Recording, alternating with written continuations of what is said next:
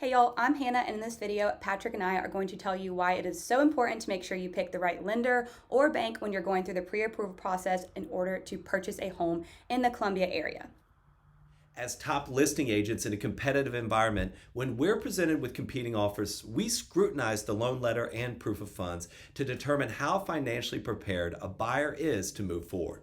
The job of a great listing agent is to protect our seller from buyers agents and buyers who are not presenting themselves as fully prepared to move forward. So Patrick, what does a fully prepared buyer look like?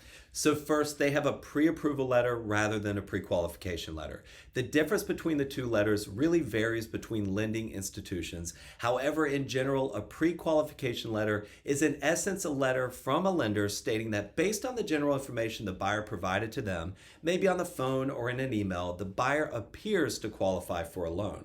A pre-approval letter is much better. It's evidence that the buyer has at least applied for the loan and the loan officer has received financial information to determine their financial stability. However, not all pre-approval letters are equal.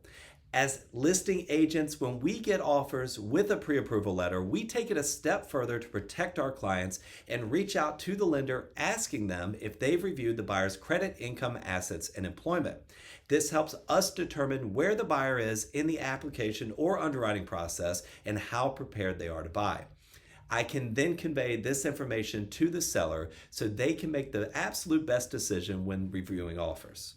Sellers and listing agents also care about who your lender is and where they're located.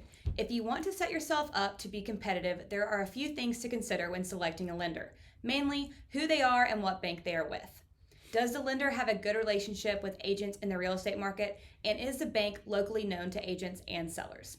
When we submit an offer for a buyer, we copy the local lender on the email and invite the agent to reach out to the local lender to verify that the buyers are solid.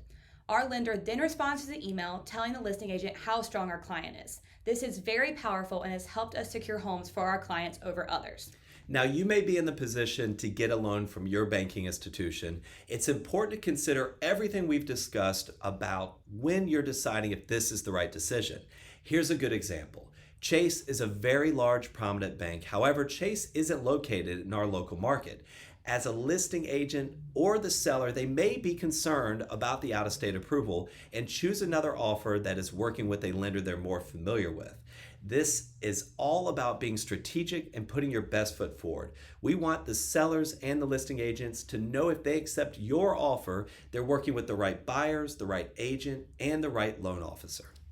We hope this information explains the importance of being strategic when selecting a lender and a bank. We work closely with 2 lenders in this market, and their contact information can be found below or on our buyer resource page on our website. If you guys have any questions at all, of course, reach out. We're happy to help. Thanks, y'all.